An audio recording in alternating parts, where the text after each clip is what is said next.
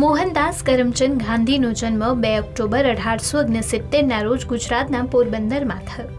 આ દિવસને ભારતમાં ગાંધી જયંતિ તરીકે ઉજવવામાં આવે છે. ગાંધીજીનું જીવન સત્ય, અહિંસા અને સમાજ સેવાના સિદ્ધાંત ઉપર આધારિત હતું. તેઓ ભારતીય સ્વતંત્રતા સંગ્રામના સૌથી મહત્વપૂર્ણ નેતામાંના એક હતા. તેમણે પોરબંદર અને રાજકોટમાં પ્રારંભિક શિક્ષણ મેળવ્યું.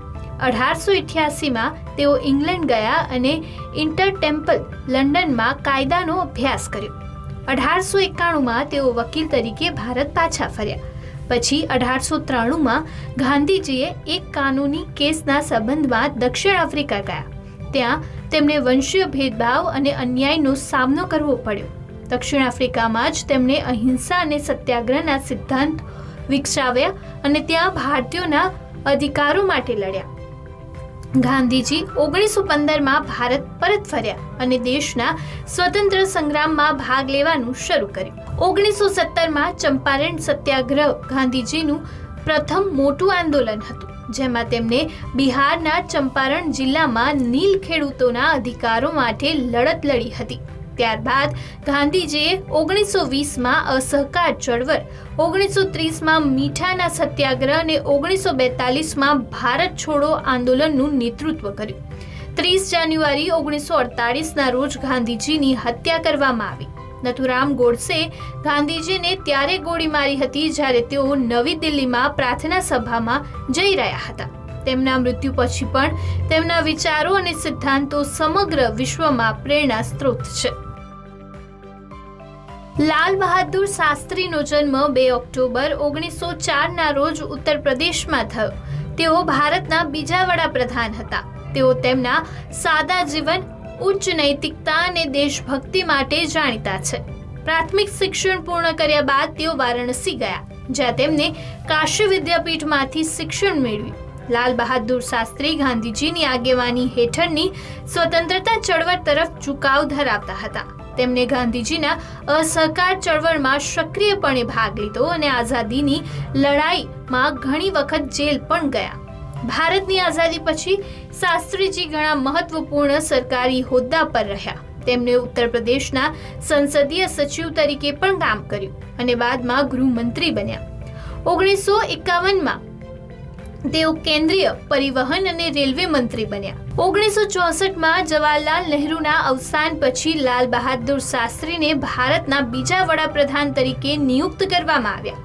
તે જ સમયે 1965માં ભારત પાકિસ્તાન યુદ્ધ પછી જાન્યુઆરી 1966માં તાશ્કંદમાં શાંતિ કરાર પર હસ્તાક્ષર કરવામાં આવ્યા. આ કરાર પર હસ્તાક્ષર કર્યાના થોડા જ કલાક પછી એટલે કે 11 જાન્યુઆરી 1966ના રોજ લાલ બહાદુર શાસ્ત્રીનું રહસ્યમય સંજોગોમાં અવસાન થયું. તેમના મૃત્યુના કારણ પર હજુ પણ પ્રશ્નો ઊભા થયા છે, પરંતુ તેને સત્તાવાર રીતે હાર્ટ એટેક જાહેર કરવામાં આવ્યો હતો. કે કામરાજનું અવસાન 2 ઓક્ટોબર 1978ના રોજ થયું. તેઓ ચેન્નઈના ભૂતપૂર્વ મુખ્ય પ્રધાન અને ભારતીય રાજકારણના મહત્વના નેતા હતા. કામરાજનો જન્મ 15 જુલાઈ 1903ના રોજ તમિલનાડુના વિલ્લુપુરમમાં થયો હતો. કામરાજે ભારતીય સ્વતંત્રતા સંગ્રામમાં સક્રિયપણે ભાગ લીધો અને ગાંધીજીના નેતૃત્વમાં અસહકાર ચળવળ અને ભારત છોડો ચળવળમાં ભાગ લીધો હતો.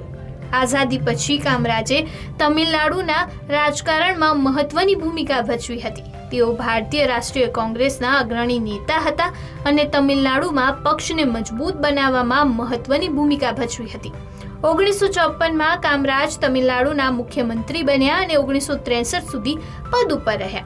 1972માં તેમને કોંગ્રેસ પાર્ટીના અધ્યક્ષ પદ પરથી રાજીનામું આપ્યું અને ત્યારબાદ તેમને સક્રિય રાજકારણમાંથી નિવૃત્તિ જાહેર કરી હતી. 2 ઓક્ટોબર 2007ના રોજ મેજર દિનેશ રઘુરમન બારામુલા ઓપરેશનનું નેતૃત્વ કરતી વખતે શહીદ થયા.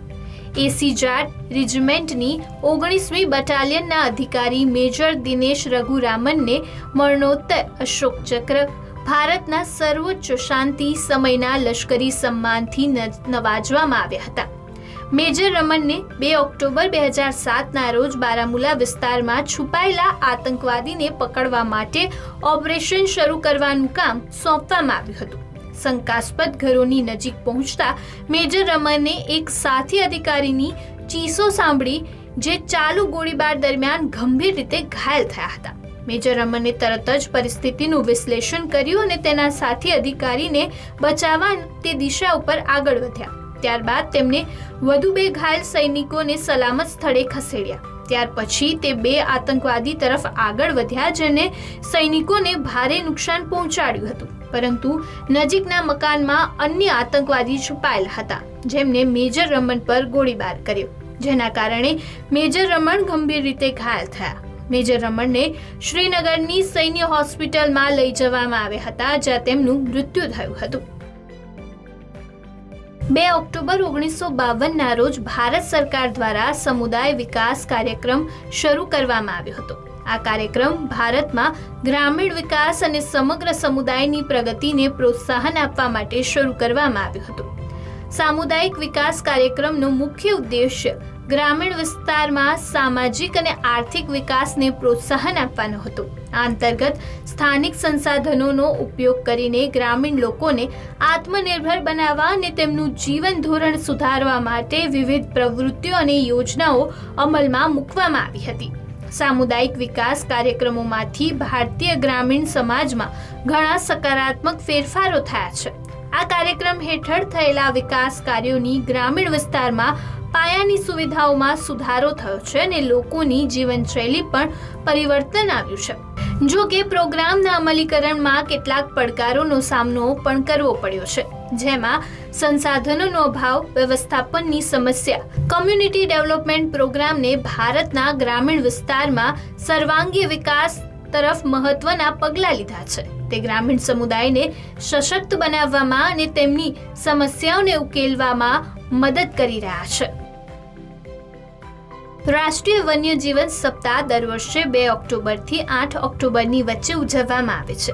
આ સપ્તાહની ઉજવણીનો હેતુ ભારતમાં વનસ્પતિ અને પ્રાણી સૃષ્ટિનું રક્ષણ અને સંરક્ષણ કરવાનો છે. તે 1952માં શરૂ થયું, જ્યારે વાઇલ્ડલાઇફ બોર્ડ ઓફ ઇન્ડિયાને તેનો ખ્યાલ આવ્યો હતો. 1955 સુધી તેને વન્યજીવન દિવસ તરીકે ઉજવવામાં આવ્યો હતો. ત્યારબાદ 1957થી વન્યજીવન સપ્તાહની ઉજવણી શરૂ થઈ. આ સપ્તાહ ગાંધી જયંતિથી શરૂ થાય છે. આ અભિયાનનો મુખ્ય ઉદ્દેશ્ય પ્રાણી જીવનના સંરક્ષણને પ્રોત્સાહન આપવાનો છે. તે લોકો પ્રાણીઓના જીવન અને તેમના સંરક્ષણ વિશે શીખવે છે. આપણે અથવા અન્ય લોકો માટે ખોરાક માટે પ્રાણીઓને મોટી સંખ્યામાં ન મારીને તેમને બચાવવા માટે પ્રોત્સાહિત કરી રહ્યા છે. ભારત એક જૈવિક હોટસ્પોટ છે, જેનો અર્થ એ છે કે તે પ્રાણીઓ અને છોડોની ઘણી પ્રજાતિઓનું ઘર છે.